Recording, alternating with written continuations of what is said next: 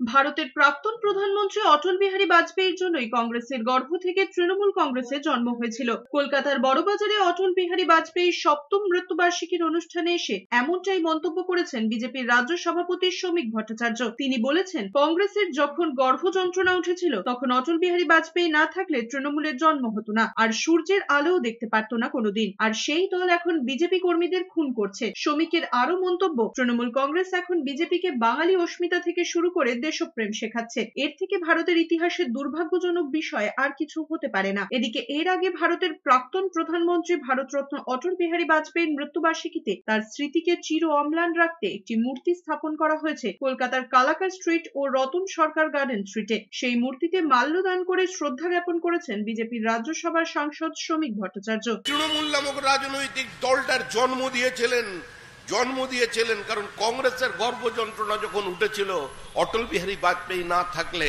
তৃণমূল কোনোদিন সূর্যের আলো দেখতে পেত না, কংগ্রেসের গর্ভ থেকে বেরোতে পারত।